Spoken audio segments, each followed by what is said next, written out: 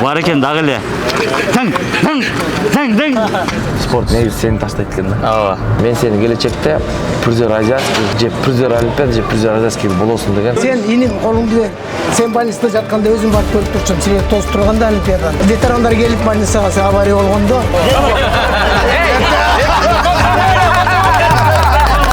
Олимпиададан биринчи ушундай эме ачты да, жол ачты да. Ал тарыхый күндөрдү биз унутпашыбыз керек. Руслан Төмөнбаев. Ошо баарыбыз чоң бир командада болчук.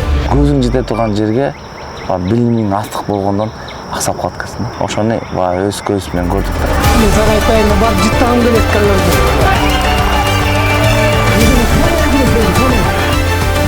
Мен булар болбосо, булар мага ишенбесе,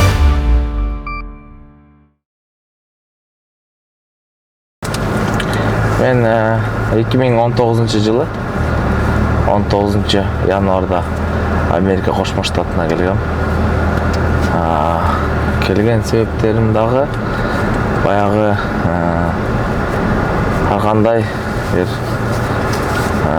өзүмдүн жашоомдогу себептер менен гана Америкага келип калдым да.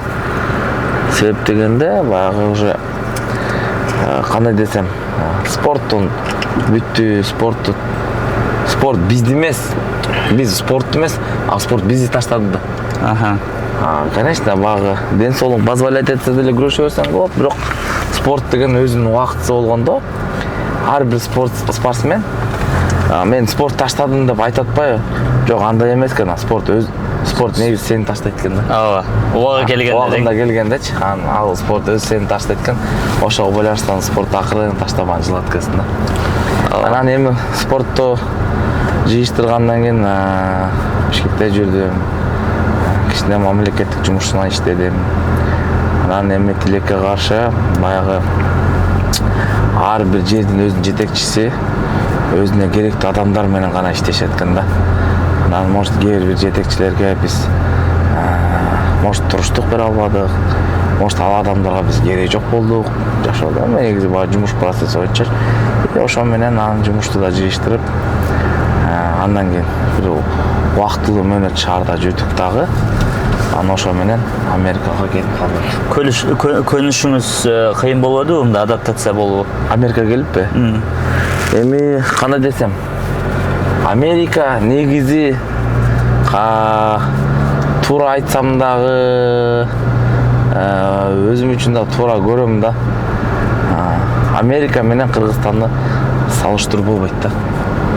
Жашоо боюнча ар бир адамга ар бир жер мөөнөтү, убактысы кымбат да. Буга баа койгус нерселер бар да арасындачы. Ошондуктан мен эмнени айткым келет? Америка жана Америкада азыркы жашап аткан жашоом мен үчүн канааттандырылат да. Мага жагат. Кудайга шүгүр, Америкада иштеп атам. Өзүмө байланыштуу жумуштарым бар. Өзүм кыла турган иштерим бар. Үй бүлөңүз менен бул жактасыз? Семьям менен. Эми баягы кандай десем баягы ачык айтуу керек. Муну баягы секрет эмес.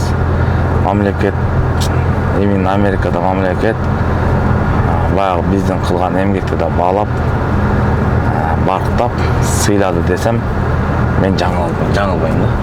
Себеп дегенде баягы спорттун эң чоң деңгээлин мындай айтканда Америка эмнени сыйлайт экен? Америка көбүнчө мындай өз жумушуна мастер адамдарды сыйлайт экен да. Таланттуу адамдардычы, мастер баягы өзүнүн жумушуна баягы бекем, жакшы иштеген, бактуу адамдарды Америкада сыйлайт экен. Мен ошого баа бердим да. Бирок Америка убакыт саат менен өзүбүздүн жүрүм турумду жашоону мындай айтсам тарбиялады да. Өзгөртөт, Өзгөрттү. Абдан өзгөрттү. 5 жылда өзгөрүү мен үчүн 100% өзгөрүү болду десем мен жаңылбайм. Баягыдай кандай десем баягы ачууччундук жашоодо болуп аткан нерсе да. Мисалы Америкага 2019-жылы келгенде, 5 жыл өттү го. Азыр 1986-28 майда төрөлгөм. ошол убакыттарга караганда азыр 5 жылдан жашап койдум да. 38-39 болуп калды. Мен 34-35 жаштарымда келдим да Америкагачы. Бирок ошо 5 жылдын ичинде баягы шаардагы очеред жок, бирөөгө чалып, эрте бүтүрүп бер деген нерсе Түп тамыры менен алмаш да башка. түп тамыры менен алмашып калды. Кадимкидей очередке турасың. Баягы таныш билиш керек жок.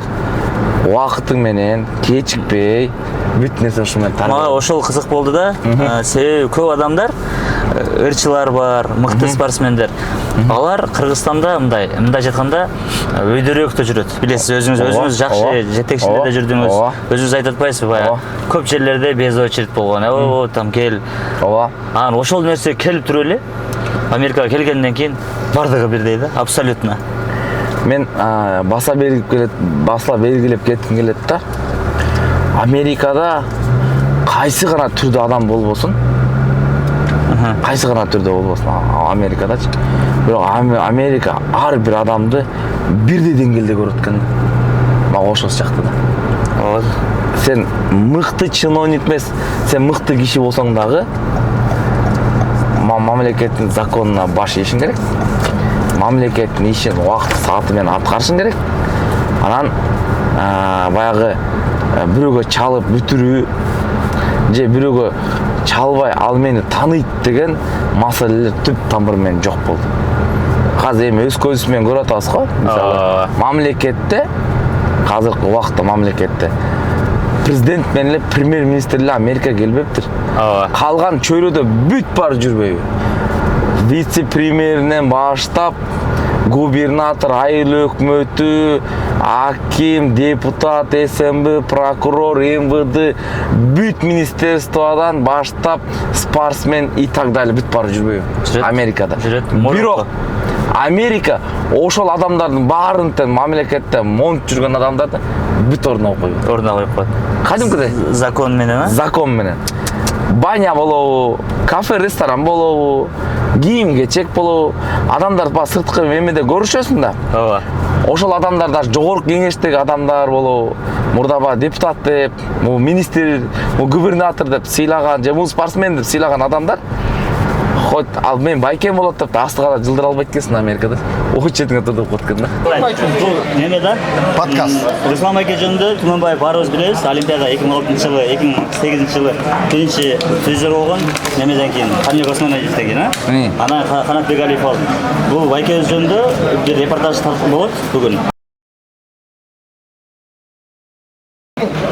Кандай оюң бар быйылкы Олимпиадада? Алтын болобу? Мен чындап айтайын, Кудай буйруса 3 алтын деп ойлойм. Кыздардан 1 алтын минимум. Классиктерден? Классиктерден 1 алтын, гольниктерден 1 алтын. Кудай буйруса. Боксер эме бронза болот. Бронза болот. Сейитбек болот. Sen birden ayttың, мен болсо 3+4 деп едим бе. Каждый биттен 3+4 болот. Боксер Призер болду. Минимум призер болот. Алтын алышы мүмкін алып жигит. Минимум призер атак серебро золото болушу мүмкүн. Там может выстрелить азырча. Азыр балдардын духу күчтүү. Алтын деп ниет кылышыбыз керек. Балдардын духу күчтүү азыр. Кудайдан өмүр сурагандай эле көп эле деп сурап турайын. Ооба. Бирок 3-4 десең ошондо 1-2 хотя бы болуш керек да. Андачы, ар бир спорттон бирден алтынбы, кеттиби?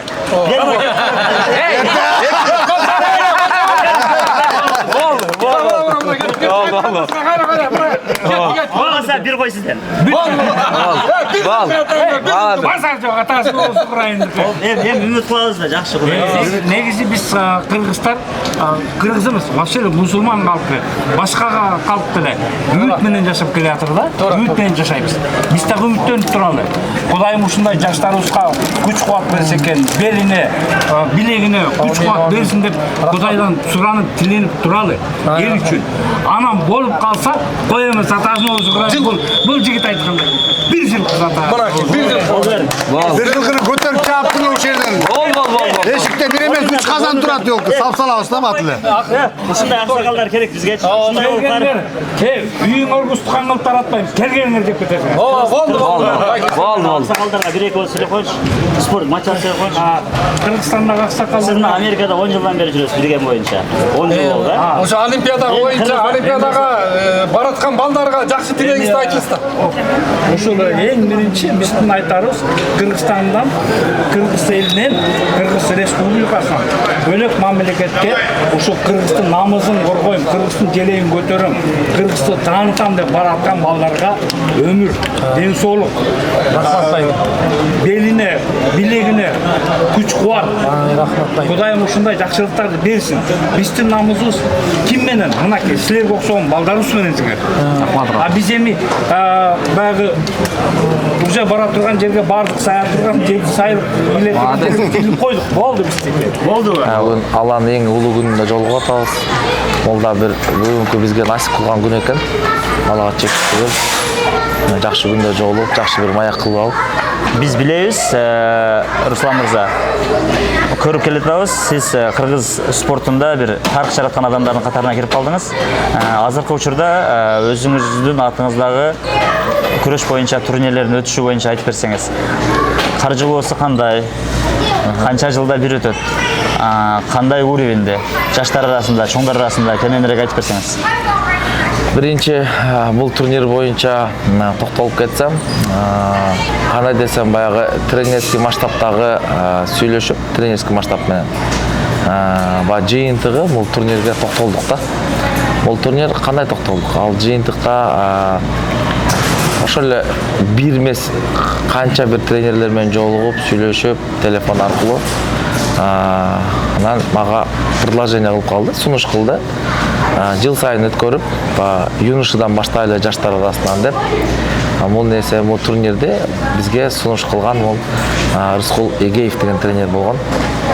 Анан ошондон кийин бир мөөнөттөрдүн убагында, бир анча эле бир кичинекей эле бир мөөнөттүн ичинде бул турнирдин жыйынтыгы чыгып, убакыт сааттары коюлуп, анан турнир өттү да. Бул турнир боюнча бир калп айтпасам бир жарым жылдык эле убакытта эле чечилип калган нерсе да. Жарым жылдык эле убакытта чечилип калган нерсе. Ошентип биринчи турнирди ошо Америка Кошмо Штатындагы досторум, спортсмендер, туугандар, чора жолдоштор көмөктөшүп, жардамдашып. Анан ушул турнир биринчи турнир багы кандай десем, спорттук жамааттын колдоосу менен гана башталды десем. Биримдиктин артынан келген нерсе. Ошо биримдиктин атынан келген турнир деп айтсам болот. Анткени ошо баягы жора жолдош деген ушундай жерден поддержка кылган билинет экен. Ошондон анан биринчи турнир ошентип башталды. Кудай буйруса, дагы көптөгөн. Бул юноша кандай бул турнирде кандай десем, 2 жылдан токтололу дедик. Бул 2 жыл кандай? Мунун түшүндүрмөсүн айтып кетейин. U15, U17, U20, U23, анан взрослый да. 2 жыл, ар бир жылга токтоп, ар бир мөөнөтүнө 2 жылдан турнир өткөрүп, анан астыга кадам таштайбыз. Кудай буйрса, быйылкы жыл кадеттер арасында болот. Ноябрда, октябрь, ноябрдын башы 1-2-си, бул уже мындай айтканда баягы күрөш ритминде айтканда кадеттер арасында да. Ошо U17 болуп өтөт да быйыл. Эми ошого дагы азыр мөөнөттөн убакыттан пайдаланып, ошого жардам баягы кандай десем, менет кылып жатабыз да ошол турнирде. Ошол турнир бул деген эми менин оюмча максатыңыз кыргыз спортуна кандайдыр бир өзүңүздүн жардамыңызды берүү. Бул турнирде мен айтып атпайм, жанагы бул турнирде баягы жора жолдоштор жардам берди депчи. Андан кийинки турнирге каражатка, турнирдин өткөргөнгө, залга, медальдарга, андан тышкары арендага бул мамлекет өзү жардам беребиз деп уже сунуш кылды. Кудай буйрса. Мен Кудай буйрса өттү. Бул деген эми кандай десем, баягы акчалай сыйлыктарын өзүм көтөрөм. Калган бүт каражатты мамлекет өткөрүүчү процесстерин федерация жагат. Федерация и городской спорт, городской спорт. Мында айтканда Бишкекте Кыргызстандын мэрия катарынан жардам болду да. Аябай жакшы. Эми буюрса ойлойм, мен келечекте бул турнир ушул нерсе менен чектелип калбастан дагы дүйнөлүк аренага чыгабыз деп. Өтө жакшы. Ниет ушундай, буюрса ошо көрүп алып чындап суктандык. Мындайча айтканда ар бир спортчу кандайдыр бир деңгээлде жардам бергиси келет, бирок бардыгынын колунан келе бербейт экен да. Ошол нерсе сизге буйруптур, насип болуптур. Кудайым буйрса өзүңүзгө окшогон дүйнө чемпиондорун, олимпиада призерлорун чыгарасыз деп чыгарганга көмөк, жардам болот деп ишенем. Аябай сон. Кандай десем, ушугу баягы ошо турнирден күрөшкөндөр азыркы 2 жылдык мөөнөттө, азыр 3 жыл өтүп атпайбы? 2 жылдык мөөнөттө уже чемпион Азия, призер Азиялер, дүйнөдө уже призер, чемпион мира спортсмендер болду. Ошо участниктерде бар, турнирде күрөшкөн балдар бар, Кудай буйрса. Жылыш бар. Бул эми ойлойм, уже бир гана именно күрөштөн эмес, күрөшкө болуп аткан процесстен дагы дүйнөлүктү дүңгүрөтө турган мирлерди, азиатский игр жана олимпиадада уза турган мыкты инсандар чыгат деп. Өтө аябай сонун. Кудайым буйрса дагы ийгиликтерди каалайбыз. Турнирлердин чоңоюшуна дүйнөлүк деңгээлде өткөрүшүңүзгө тилектешпиз. Сиз олимпиаданын призеры болдуңуз. Руслан Түмөнбаевдин аудиториясы көп. Ошону тартайлы деп туруп депутатка сунуш болду беле?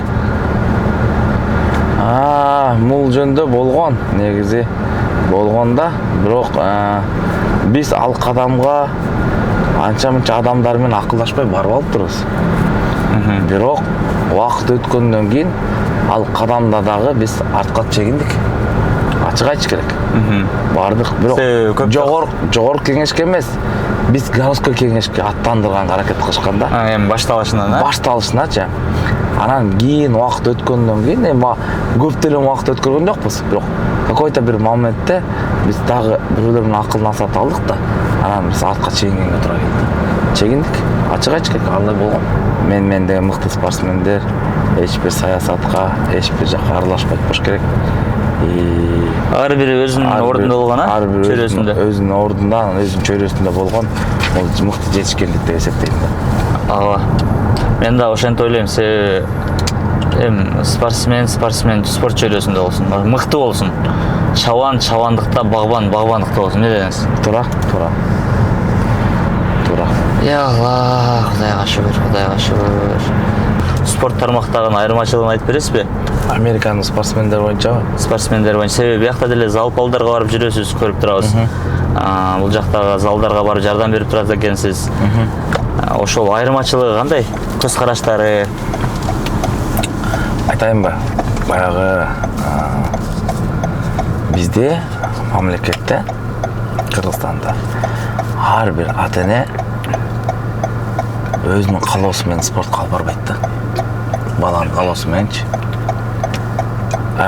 Жок, ата-эне баласын сен залга барышың керек деп айтпайт да. Эмнеге айтпайт дегенди билбейсиңби? Себеп дегенде биздин мамлекеттеги спортсмендер, спортчулар жана спортко кадам таштап аткан адамдар ата-энеси айтпастан дагы тегерек четиндеги дос, билиштер менен гана залга аттанып бара берет билесиң. Чөйрө менен көп адамдар, спортсмен болом деген адамдар бизде чөйрө менен эле бара берет залгачы. Бүттү. Ал ата-энеси уруксат берген жокпу? Жок. Ошо чөйрө менен бар эле зал кыла берет да. Анан ошентип анан спортко кызыгуу өзүнөн өзү эле жыл сайын уланып кете берет да. Мен айта турган нерсем эмне? Америкадагы ар бир ата-эне баласын колунан жетелеп залга алып барат экен да. Фундамент жаш. Бүт балдарды, жаш балдарды ата-эне залга жетелеп алып келет экен да. Бизде мамлекетте спортсмендер көбүнчө жаш балдар өзүлөр барат чөйрө менен. Сен иним колуңду бер. Сен больницада жатканда өзүм барып көрүп турчум. Силер тосуп турганда олимпиадан. Ветерандар келип больницага авария болгондо, ошо мен барып тургам. Күнү барып карап турдук. Чачыңды небетип коюп биз карап турдук ошондо. О, бир каптал чач жок. Бир капталың чачың жок. Биз күнү аксакалдар барып турдук. Тозуп алып ошондо тренерин барды келип, "Куке, өзүң амансыңбы, сенди өлдү" деген деп мен тамаша кылып берки жаштар. Мына азыр ушундай, Кудайга шүгүр.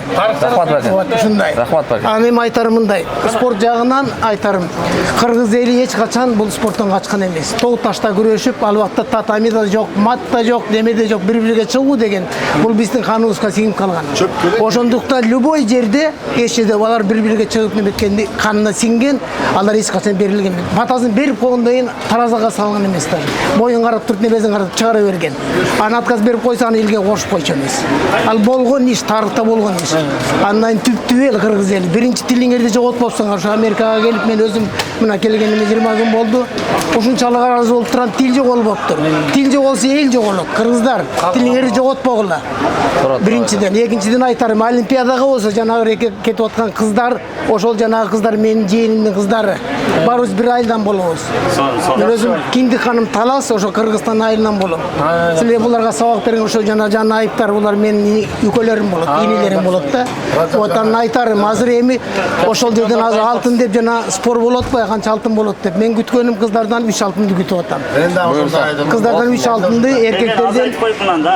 эркектерден мен 3тү күтүп атам дагы. Жана грек-римден алтын ошол эрине борчтуу. Бокста мен азыр айта албайм, анткени мага да кандай бир алтын болушу мүмкүн деп турам. Жакшы ниет кылыңыз, бир алтын бар. Ошондой ниетим, бир алтын бар деп атам ошондо. Болот. Ошондуктан кыргыз элин өзүңөр билесиңер, жели качан көтөрүлөт. Президент бир жака келгенде көтөрүлөт. Ата кыргыздын угулу болобу, кызы болобу 3-чү орун алып турса да биздин желе көтөрүлүп, ким ойноп турганда жүрөгүң ыйлап турат. Толкунданып кетесиң. Ошондо кыргыз эли тоо көз алдыңа келет.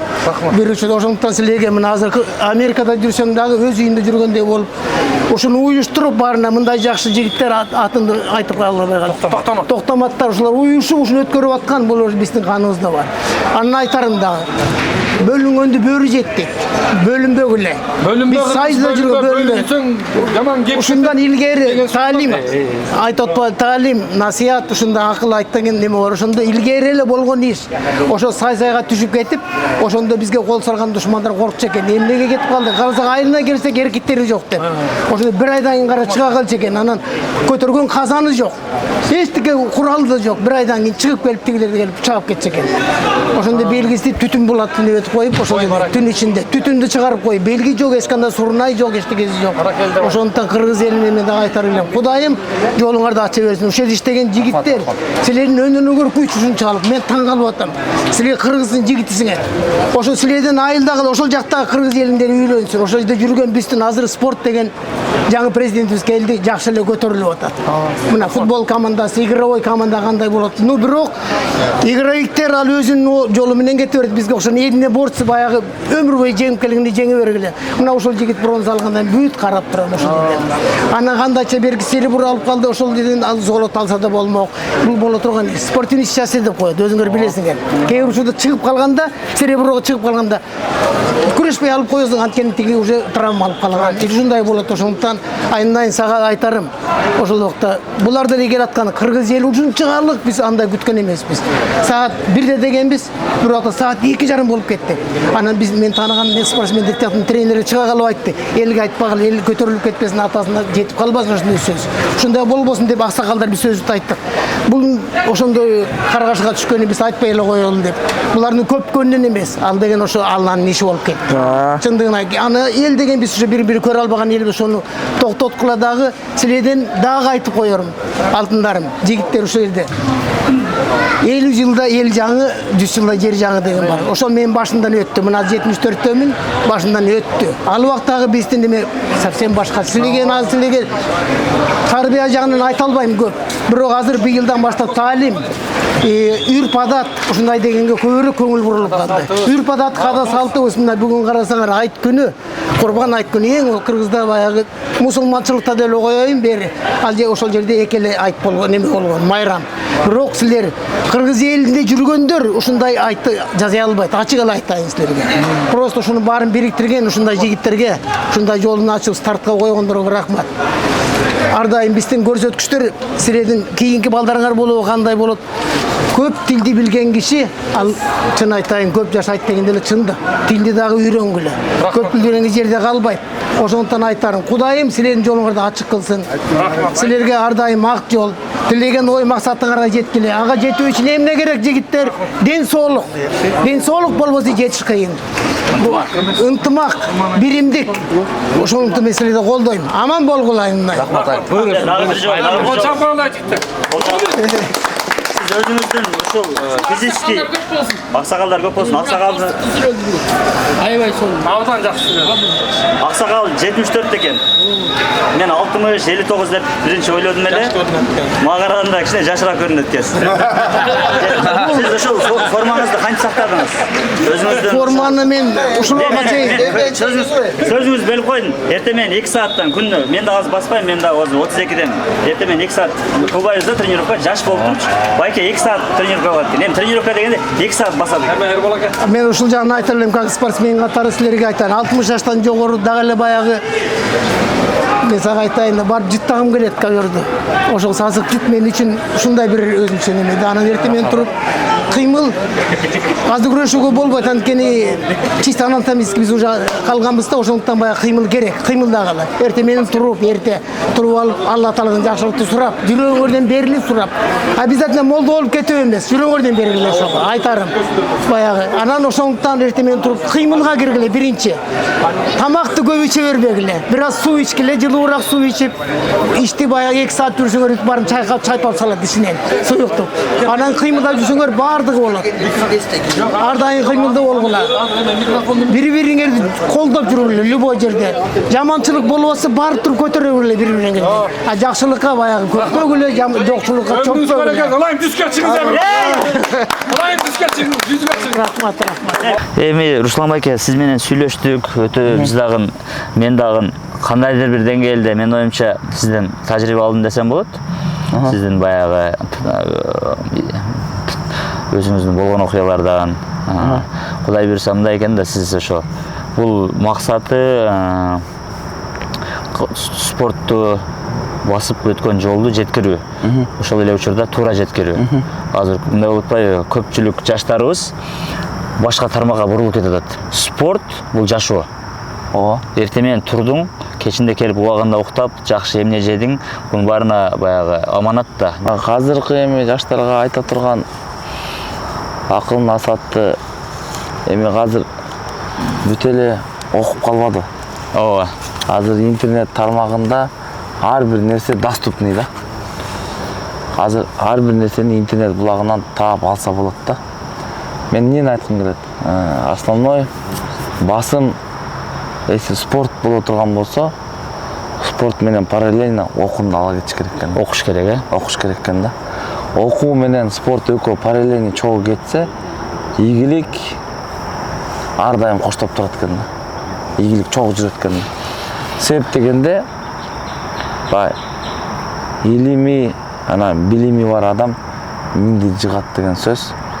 Баягы спорт менен чогуу кеткенде дагы көп миллион жыгат тең. 1001 болуп калат экен да. 1001 болуп калат экен да. Честно айтканда, билимдүү адам миңди жыгат дейт го. А билеги күчтүү бирди жыгат деген сөз бар го. Ошо экөөнү чогуу алып кетсең 1001 болот экенсиң да. Ооба. Ошондо чоң бир ийгиликтерге жетет экенсиң да. Мен ойлойм ошо спортту, окууну чогуу алып кетиш керек экен да. Анткени убакыт өткөн сайын ошто билим астыктан, окуу жактан тажрыйбаң слабыйлыктан кээ колуң жете турган жерге, көзүң жете турган жерге билимиң астык болгондон кээ бир ийгиликтерге дагы кичине өзүң аксап калат экенсиң да. Ооба. Ошону өз көзүбүз менен көрдүк да. Ошон үчүн ар бир жаш муунга айтам, окуш керек көбүнчө. Окуш керек. Окуу, анан спорт чогуу алыш керек. Могу Америкадагы сиздин жамаатыңыз, баардык эле спортчулар, мурунку спортчулар, жамаатыңыз жакшы экен. Көпчүлүгүн тааныйбыз. Көпчүлүгү ошо сиз курактуу балдар жүрөт. Ошол чөйрөңүз жөнүндө дагы, бул жактагы досторуңуз жөнүндө дагы айтып кетсеңиз. Эми өзүңөр көрүп атасыңар да, Америкада USA Roar деген группа бар да. Эми спорттук кайсы гана тармакта болбосун мамлекеттин 7 област болсо 7 областтын ар бир тармагынан спортсмендер бар да. Ошол группадачы. Эми өзүңүздөргө маалым болгондой, ал тарыхый күндөрдү биз унутпашыбыз керек. Руслан Төмөнбаев кыргыз элине тарых жараткан, мыкты чыгаан, кындан суруган кылычтай жалтылдаган, намыска бекем, деми күчтүү, руханий дөөлөттү бийик көтөргөн мыкты жигиттерибиз бар. Себеби дегенде ал биринчи жолу Каныбек Осмоналиевден кийин эле ушул кийинки улуу муун, улуу муундан орто муун, орто муундан кийинки келечек жаш муундарга өтүп келаткан, этапын өтүп келаткан Кыргыздын желегин желбиреткен жигиттердин бири. Ошонун Руслан Төмөнбаевдин артынан дагы мына желектер желбиретип Кыргыздын намыскөй жигиттер алдыда келатат. Мен Русланга дагы ушунчалык бир жакшы кубаныч менен айтаар элем, Кудайдын улуу күнүндө, бүгүнкү күндө ишине ийгилик болуп, алдыда дагы жакшы спортсмендерди өстүрө берет деген ишенимдемин. Грек-рим күрөшү боюнча мына биз өзүбүз менен бир класста окугам. Руслан Төмөнбаев, Канат Бегалиев байкебиз, булар Данияр Көбөнов, Жанар Кенжеев деген байкелерибиз, булар биздин грек-рим күрөштү башка деңгээлге чыгарышты. Андан кийин артынан эми биздин дагы инелерибиз келет, Жоламан Шаршенбеков, Акжол Махмудов, Амантур деген инелерибиз келет, Кудай буйрса. Алар ошол убакта биздин Ошол жылдаркы бою. Биринчи мындайча айтканда баягы пробили олимпиадага ошо жолдучу. Мир олимпиаданы ага чейин мисалы биздикилер тиги ага чейин Кенжебек Байкең бар болчу, Өмөралиев деген ошондо 94-жылы ал 3-чү призер болду мирде. Ага чейин мисалы именно Кыргызстандан жок болчу. Андан кийин мына Руслан Төмөнбаев, берки Канат Бегалиевдер ошондо олимпиададан биринчи ушундай эме ачты да, тиги жол ачты да. Биздин жаштарга жол ачты. Мына кыргыздар да ушундай күрөшсө болот экен. Баарыбыздыкында да мындайча айтканда 2 кол 2 бут бар. Эмне керек? Кичине тиги өзүңө ишенишиң керек, психологический настрой керек. Анан кийин баягы мандраж болбош керек, коркпош керек. Ошол. Руслан Төмөнбаев ал биздин инибиз болот. Ал да спорт школун бүтүрүүчү, тарыхта кирип калган жигит. Канат Бегалиев дагы ошондой серебряный призер болду. Ошол 2008 чогуу ийгиликке жетишти. Бирөө бронза, бирөө серебро. Эми Руслан Төмөнбаев, Канат Бегалиев биздин тарыхты жараткан жигиттер да. Биздин инелер болот. Бизди көрүп эле өсүп келген балдар болот. Биз абдан Кыргызстанды дүркүрөтүп бир духун көтөргөн жигиттер болгон, тарыхты жараткан балдар булар. Руслан Төмөнбаевдар, Канат Бегалиев албетте. Акжол Махмудов, андан кийинки поколенияда булар. Жаштар ошол непосредственно Төмөнбаев менен Канат Бегалиевдер ушундай результат көргөндө Кыргызстандын жаш балдардын күрөшкө ушундай кызыгы болду. Ошо менен дүркүрөп кетти деп ойлойм. Мен атым Улан Темирбеков. Убагында 2005 жылдан баштап 2008 жылга чейин сборный командада болчумун. Канат Бегалиев, Руслан Төмөнбаев, ошо баарыбыз чогуу бир командада болчук. 2008 жылдар ошо Руслан Төмөнбаевди аябай жакшы билем бала кезден. Бала кезден биз кичинекей кезден баштап чогуу соперникте болчук да. Ошондо чогуу күрөшүп, бир коверде күрөшүп, мен утуп койчумун, ал утуп койчу, ошентип чогуу өстүк. Анан ушу Руслан Төмөнбаев 2000 азиатский игры болду. Олимпиадан Дохада. Доханын алдында кампта болдук, ал 60-ка өттү. Ошондо аябай пикке келди да. Мен Руслан Төмөнбаевга до сих пор айтам. Мен айткам Олимпиаданын алдында. Сен Руслангачы. Мурда тең эле күрөшчүк да, утуп койчумун, эме болчумун. Ушу Олимпиаданын алдында айткам да. Сен Олимпиадага барып, минимум бронза болосуң, же алтын аласың деп айткам да. Өзү да билет жакшы. Ошо Олимпиададан барып 3-чү болуп келди. Анткени уже билчим да күрөшүп, уже аябай пикте болчу да. Байкебиз болот. Биз школдо окуганбыз, спорт школдо. Ал байкебиз жөнүндө айтсак, ал тарых жараткан. Ошо бул жака келип да спортко аралашып жүрөт. Азыр чогуу футбол ойноп, ал да ошо алда койгон максаттары чоң экен. Спортту, Америкада спорттун мындайча айтканда көмөк көрсөтүүгө, жардам берүүгө жаштарга. Азыркы Америкага Кошмо Штаттарда жүргөн. Мурда бир весте күрөшкөнбүз да, 60 килограммда бул. Улан Темирбеков, Азиз Бешалиев, Кайрат Касьянов азыр жүрөт го спортсмендер. Баарыбыз бир бесте күрөшкөнбүз да. Анан айта турган маселе эмне? Айта турган маселе. Ушул спортсмендер бир убакытта кандай десем, өзлөрүнүн багы баасын койгондо мындай айткандачы. Рус дейт. Мен келечекте уже 2006 жылы Азиатскийдин астында айтып атат буларчы. Улан Темирбеков айтканда, Рус действительно баягы мен Улан Темирбековке постоянно утулуп жүрчүмүн да. Анан ошол бала айтып атат да, Рус дейт, жылдан жылга өскөн сайын, убакыт өткөн сайын бирок сага баягы күч жетпей баштады деп айткан сөзү бар да өзүнчө Улан Темирбеков. Мен сени келечекте призер Азиатский же чемпион Азиатский, же призер Олимпиада, же призер Азиатский болосун деген мен кепилдик сөзүн берем. Бирок калган бүт бар Алладан. Бирок эмгегиңди ушундай кыла берсең, айткандай болуп тура. Эмгегиңди кыла берсең, сен ушу ийгиликке жетесиң да. Улан Темирбек өзү айткан. Аны дагы айта алган адам айтат экен да. Просто эмнеге айткым келет бул жерде? Баягы ар бир спортсмен өзүнүн ичиндеги оюн, чын ниетиндеги кылып аткан эмгегиңди көрүп турган баалагандан кийин өзүнчө бир мотивация болот экен да. Адамга дем күч берет экен анан. Мен значит утулуп жүргөн балдарга мага күч жетпей аткандан кийин значит мен туура эле нукта кетип баратырмын деп анан дагы мотивация болду да мага. Мен көрүп чыктым, анча-мынча схваткаңарды чемпионат Киргизиядагы. Мен 5 олимпиаданы көрдүм, бир-эки жолу көрүшүңөрдү. Эми мурунтан бери эле көрүп келем. Ооба. Азырына жакын таанышып калгандан кийин дагы бир сериядан көрдүм. Мурунку бая башка уровень экен эле мурунчу 60 кг чындап силер баштап чоң нерсени кылып бердиңер да, кыргыз греко-римский күрөшкөчү. Мен ойлойм, мындан кийин деле азыр жоламанга өтүп атпай 60 кг, сиздин 60 кгыңызды улантып атат да. Мындайча айткандачы. Мен ушу именно 60 кг боюнча бир кичинекей бир кыстырма айтып коеюн, кичинекей бир кыстырма айтып коеюн 60 кг боюнчачы. 60 кг бизде именно Кыргызстанда греко-рим күрөшүндө 60 кг мен десем туура эмес болуп калат. Биз күрөшкөндө, чогуу күрөшкөндө бизге чейинкилер дагы 60 кг спортсмендер постоянно призер и чемпиондор болуп келген да. Эмнеге айтып алам? Ошол эле мен биз күрөшүп жүргөндө, мисалы, Ринат Субжанов деген болгон. Тоже мыкты спортсмен. Призер Азии. Андан да мен взрослыйдан билем, что призер Азии болгондо, андан кийин ошол эле 60 кг мен күрөштүм. Чемпион Азии болдум, призер Азии болдум, призер Азиатский болдум и призер Олимпиада болдум да. Менден кийинки күрөшкөн балдар дагы, алар да абдан чоң ийгиликтер жетет. Уже спортсмендер уже ал вести дүйнөлүк аренада чемпион мира болуп башталат десем.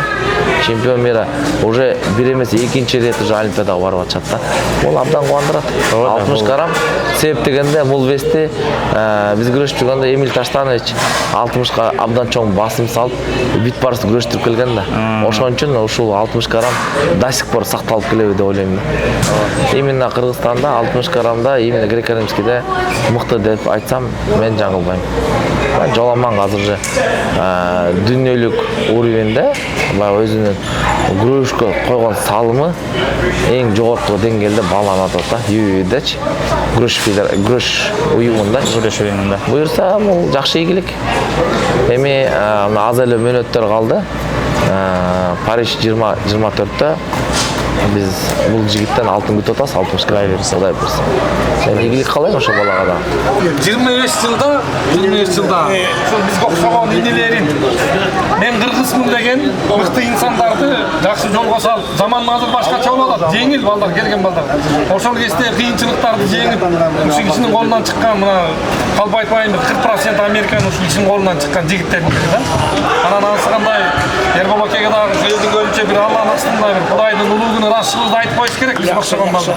Байке өмүрүңүзгө береке берсин байке. Жаштар неме 74 кишини көрөбүз, сиз дагы.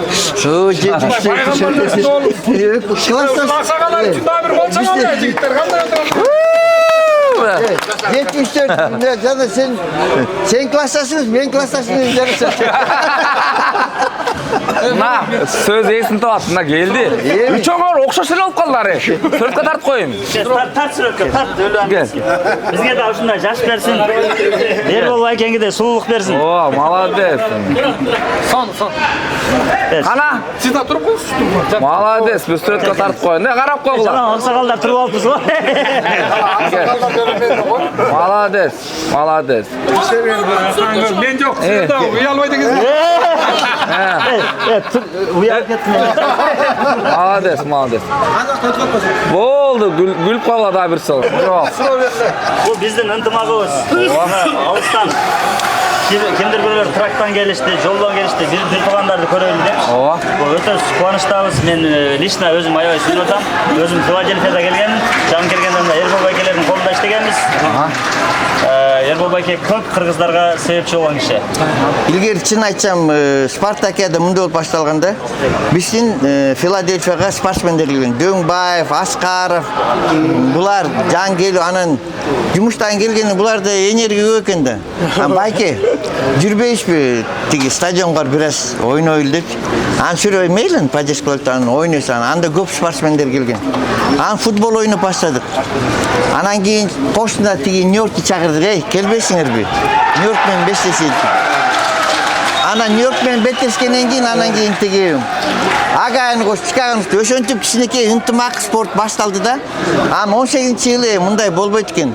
Негизи международный спортто аял кишилерди катышыш керек да. Анан кийин өзүм балдарды мына мелистерди чогулайт. Давай бир жашнакай өткөрөйлү.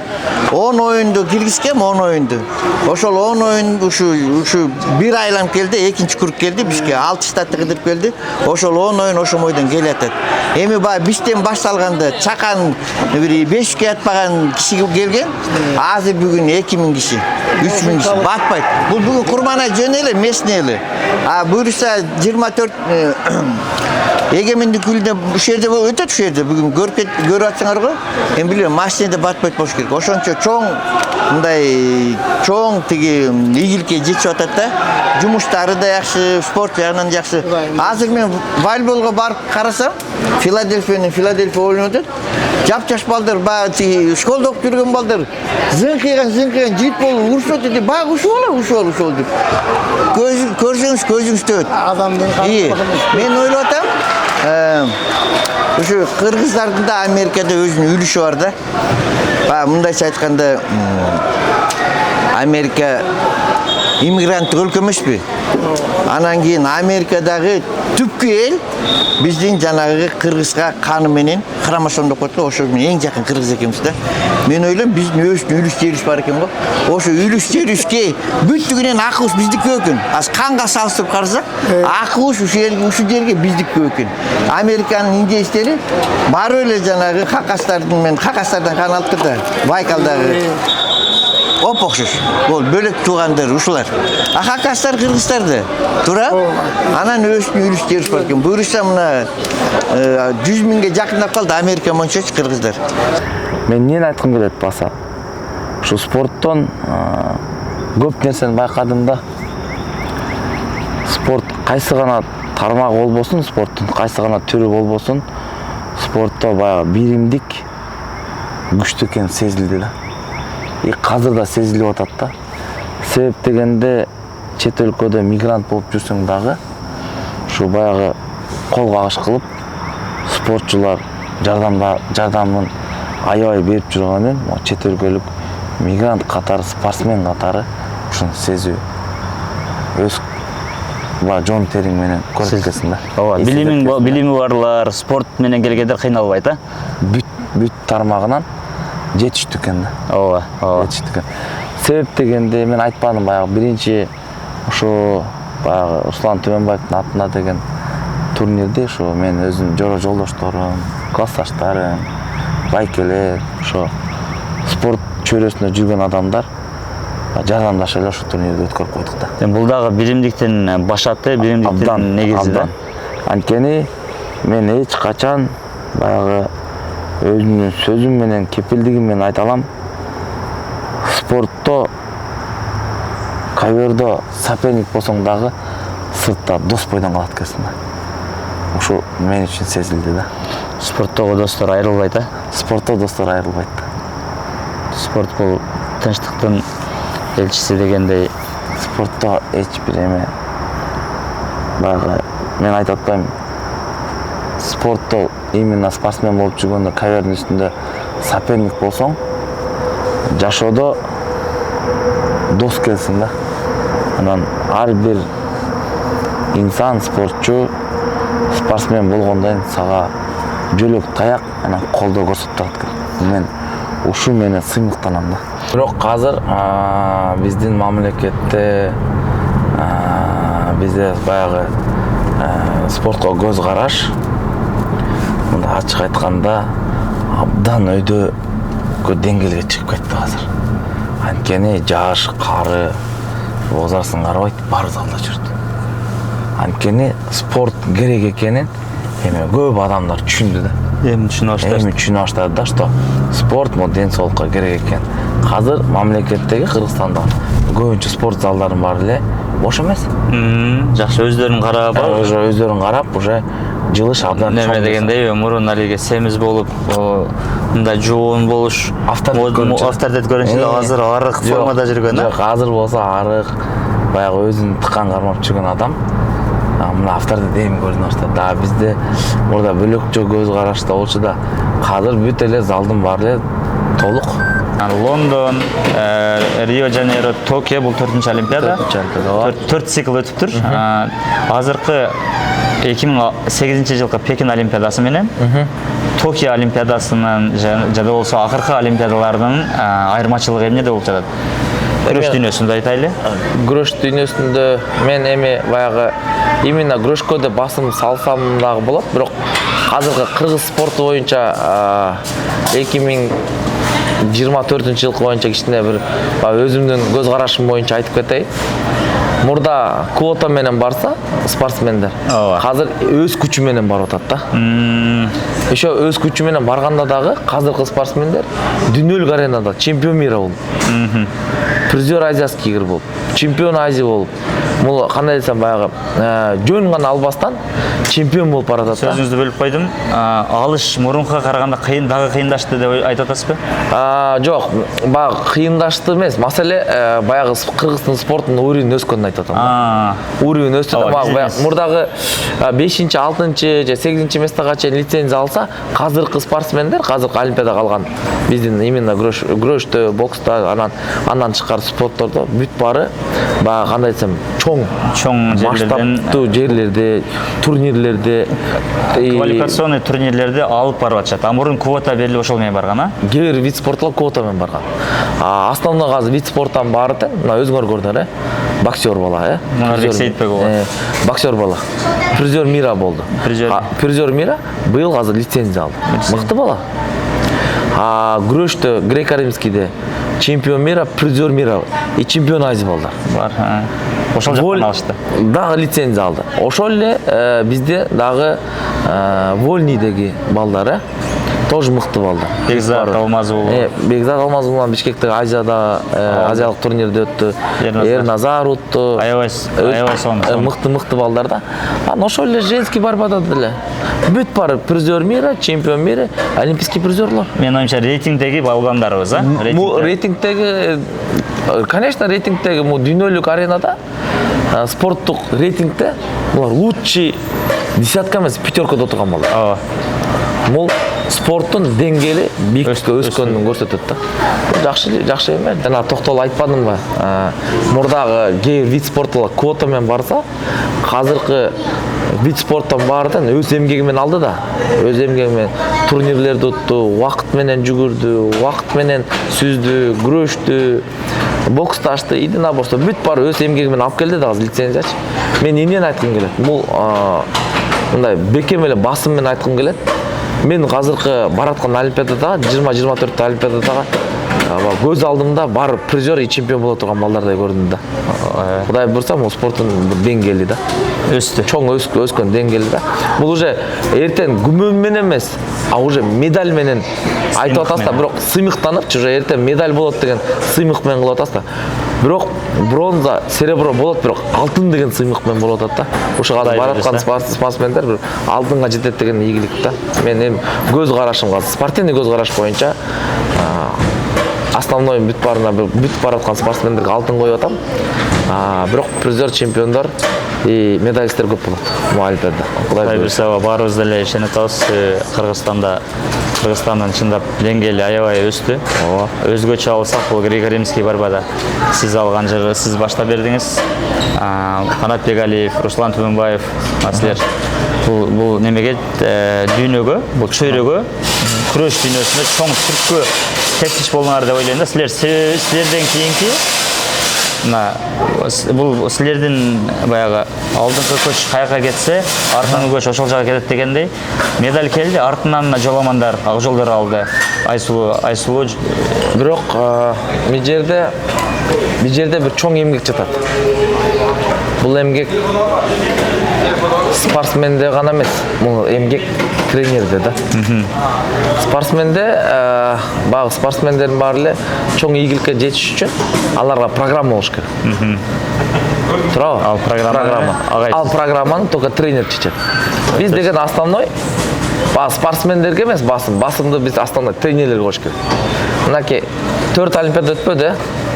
Лондон, Рио, Токио, азыр Париж, Бирок 4 олимпиададан кийин биз эмнени сездик? Ошо биздин жеткен ийгиликти эң башында тренерлер турат экенин билдик да. Азыркы спортсмендер может ошону сезиши мүмкүн. И кандай десем болот, толук сезим болбошу мүмкүн да. Бирок толук сезим болуш үчүн спорт иштагандан кийин бир канча бир олимпиададан кийин сезет экен да, убакыттан сезет экен да. Мен ошо азыркы жеткен ийгилимдин артында Молдобаев Амиркул Алимжанович, Ратбек Шамданбекович Мамбетов, Эмиль Таштанович Алыкулов ушулар турат да. Себептен эмне үчүн буларды айтып атам? Биринчи тренерим Молдобаев Амиркул Алимжанович, спорт школда тренерим Ратбек Шамданбекович Мамбетов, андан кийин главный тренер по греко-римский борьба ага машыктыруучу Эмиль Таштанович болгон да, Алымкулов. Ошон үчүн бул тренерлердин мага койгон салган өзүнүн эмгегин салымы зор деп айтам да. Өтө бийиктен келди да. Мен булар болбосо, булар мага ишенбесе, мен мындай бийликке жетпейт болчумун да. Анан талыкпас эмгек Алланын буйругу. Билесизби? Бир суроо бар да, мындай тренерский жумуш неблагодарная работа деп коет, өзүңүз билесиз. Ушул нерсени сизден мындай баса белгилеп айтсам, сиздин жообуңуз мага жакты. Себеби мен да өзүм спортто жүргөм. Көпчүлүк чындап спортчулар агайларын унутуп коебуз. Болот. Себеби өзүң жашооң менен кетесиң, анан негизи чындап айтканда үйдө ата-энеден кийин эле мугалим экинчи атаң деп коет. Агайлар ошентип жардам берген экен да. Анан сиз айтып атпайсызбы, убакыт өтүп эле түшүнбөсө, азыркы жаштар кандайдыр бир деңгээлде түшүнбөй калышы мүмкүн. Биздин чыгып аткан олимпийский уровень болобу, дүйнөлүк уровеньдегилер. Ошолорго дагы сабак болсун, бардык спортчуларыбызга сабак болсун. Агайларды ким уядан учурса, эмне деген сөз бар. Ушундай унутпашыбыз керек. Бирок мен сага бир жакшы нерсени баса белгилеп айткым келет да. Тренерлердин өзүнүн бир канча бир деңгээлге чейин спортсменди колдоп жардам бере турган агайлар да бар да.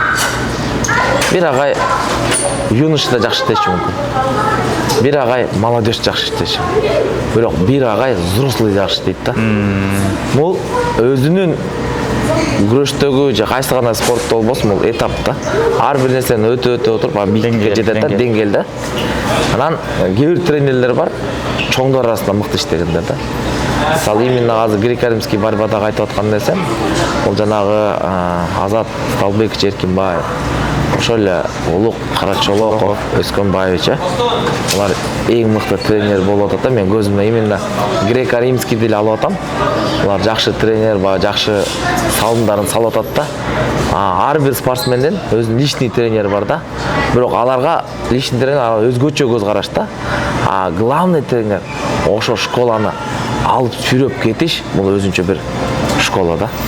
Мен оюңузду абдан колдойм. Себеби сиздин оюңузду түшүндүм. Мындай деп атасыз да. Ар бир тренер өз убагында жакшы. Кимдир бирөө ооба кадетке чейин аябай жакшы болот. ооба Кадеттен кийин ал баланы кое бериш керек. ооба Кээ бир тренерлер бар, кызганып кое бербей жүргөндөр бар. ооба Бирок буларга дагы мен оюмча жакшы түшүнөт деп ойлойм бардык эле агайлар. Ар бир нерсенин убагы жакшы. мен дагы бир жолу айтып кетпедимби? Юноши, молодежь, взрослый деп атпаймынбы? Ар бир тренер ошо мөөнөткө чейин иштеп, анан ал баланы дальше алып кетиш үчүн бул кимде? Главный тренер, баягы старший тренер да. Старший тренер, главный тренер. Ага машык турчу, старший тренер. Себеп дегенде, баягы бийиктик уровеньде спорттун эң чокусу бул взрослый да, чоңдор арасындачы. Ошонун чоңдор арасында дагы мыкты инсандар иштесе, спорттун деңгээли спортсмендер өлө мыкты өсөт да. Өлө мыкты өсөт. Себеп дегенде, ошо адамдын ар бир адам мисалы биринчи тренер деген мен эч качан бир да спортсмен биринчи тренерин сатып кеткен эмес деп ойлойм да. А кийинки тренерге өткөрүп бериш, бул сен айткандай кызганыч болбой өткөрүп берсе, жакшы. Анан совместно личный тренер и главный тренер менен чогуу иштесе, бул өтө чоң бийиктикке жетет деп мен Мага ынтымак керек да. Азыркы жетип аткан ийгиликтер. Бул тренер өзүнүн личный тренер менен главный тренердин ынтымагынан ушундай чоң деңгээлдеги ийгиликтер жетип атат деп ойлойм да. Ооба. Бул уровень да. Уровень бар да. Ошон Кудайга шүкүр. Азыр именно бизде күрөш боюнча эркектер арасында вольный, греко-римский, женский арасында дүйнөдө биз чоң конкурентпиз. Канчанчы рейтингдебиз? UV'нин рейтинги боюнча. UV рейтинги боюнча мен толук маалымат бере албайм. Анткени мен ал жума сайын, ай сайын өзгөрүлүп турушу мүмкүн да. Бирок биздин инсандар, биздин спортсмендер лучший пятеркада отурат да баары. Мен да ушуну айткым келди. Лучший пятеркада, 4-5 деп ойлойм. Лучший пятеркада отурат баардык спортсмен биздечи. Биринчини алсак, мен оюмча Япония, Иран, мен оюмча Япония, Иран, Америка, Россия, анан бизде. Ошолордун арасындачы 4-5. Эми дүйнөлүк Кубок мира деген бар го. Кубок мирада Кыргызстан акыркы жылдар уже попадает деп атат да. Бул жакшы. Өтө сон. Мен ойлойм, бул нерсе мен спорт чектелип калбайт. Азыркы юноши, молодежь абдан өсүп келатат.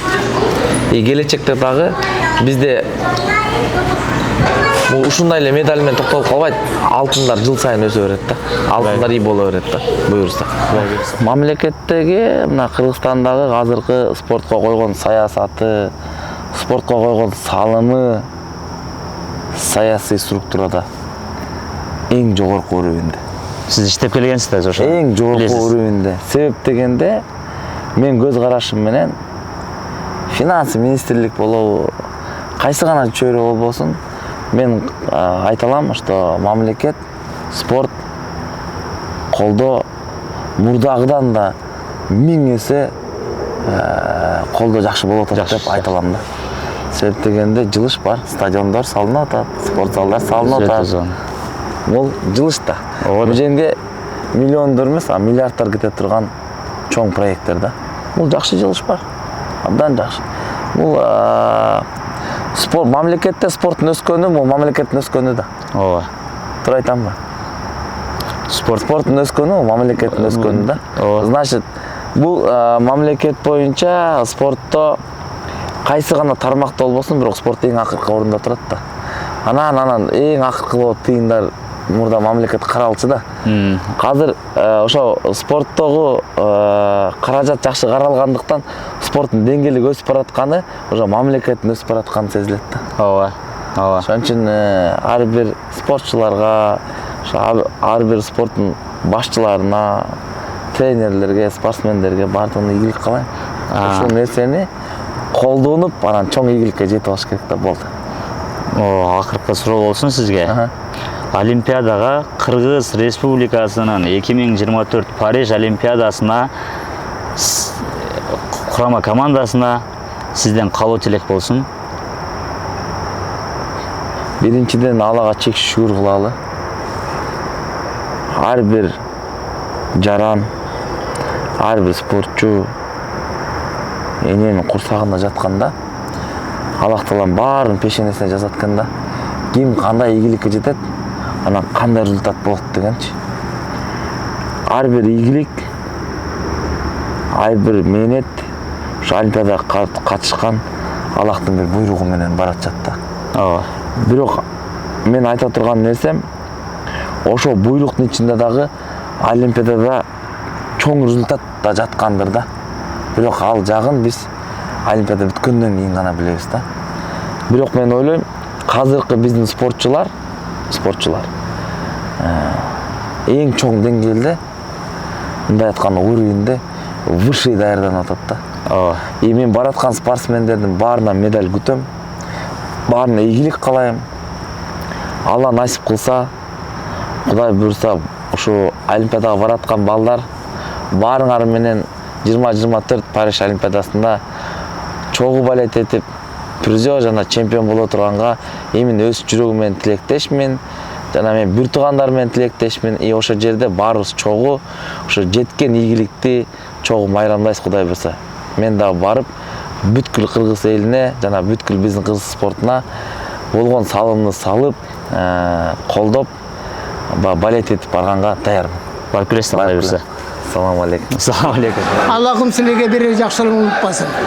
Каалаган ой максатыңарга жеткиле. Жамандыктар эски жыл менен кете берсин. Жыл сайын ушундай көрүшкөндө бири-бириңди унутпай, аман эсен ден соолукта болуп, ушундай жагай бергиле. Айтарым, баардыгын айтар элем. Кайда жүрсөңөр да кыргыздарым, аман эсенчиликке жеткиле, ошону бири-бириңерге күлүп жанап күтүп алгыла. Адамга эң жакын нерсе дейт, байланыш. Бири-бири карап жылмайып коюу дейт. Бир жылмайып койсоң ошондо дагы кандай сонун. Ошондуктан ар дайым жылмайып жүзүңөрдөн кетпесин.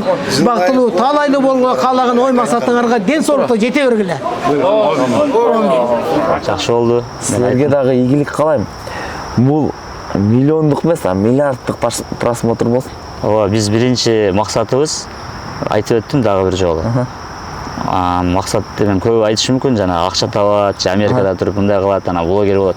Максат эл четинде, эл арасында көрүнбөй жаткан спортчулар жана спорт, анын арты. Ошол нерсени жаш өспүрүмдөргө жеткирүү жана аларга дем күч, кубат берүү. Ассалам алейкум.